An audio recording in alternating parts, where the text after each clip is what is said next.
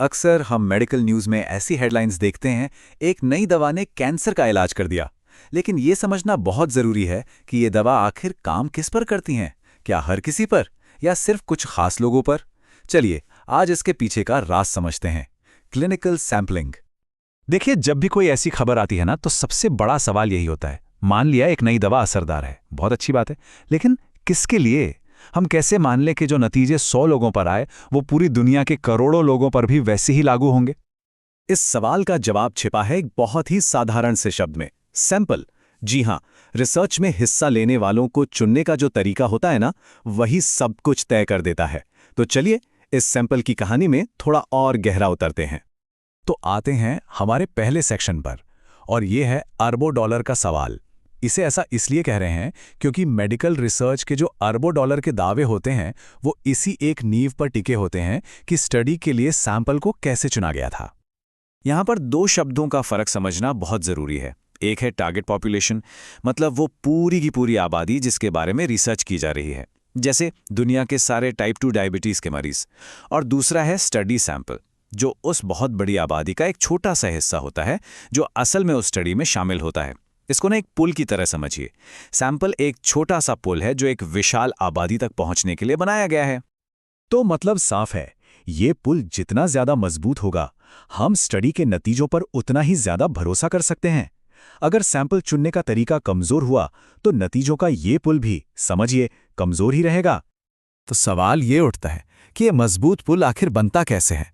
मतलब सबसे अच्छा, सबसे आदर्श तरीका क्या है? अगर रिसर्च करने वालों के पास समय, पैसा, किसी चीज की कोई कमी न हो, तो वो सैंपल कैसे चुनेंगे? यहां पर दो मुख्य तरीके सामने आते हैं। एक है प्रोबेबिलिटी सैंपलिंग। ये है, समझिए, गोल्ड स्टैंडर्ड। इसमें टारगेट पॉपुलेशन के हर एक इंसान के चुने जाने का बराबर और ज्ञात मौका होता है, बिना किसी भेदभाव के। और दूसरा है नॉन प्रोबेबिलिटी सैंपलिंग, जो असल में हकीकत में ज्यादा इस्तेमाल होता है।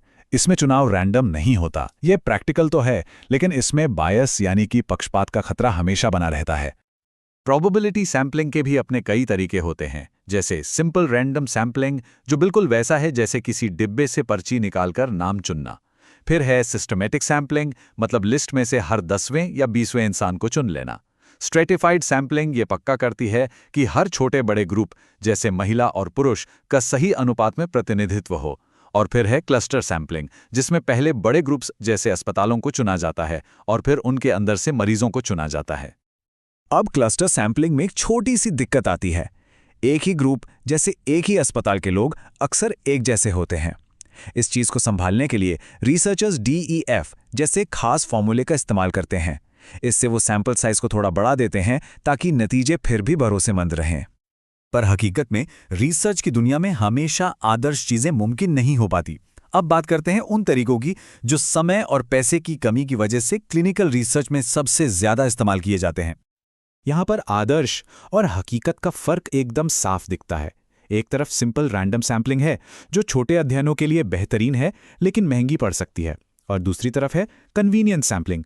इसका सीधा सा मतलब है जो लोग आसानी से मिल गए उन्हें ही स्टडी में शामिल कर लिया। ये शुरुआती या पायलट स्टडी के लिए तो ठीक है, लेकिन इसमें सिलेक्शन बायस का खतरा बहुत बहुत ज्यादा होता है। और ये बात सिर्फ हम नहीं कह रहे, रिसर्च की दुनिया में ये एक मानवीय हकीकत है।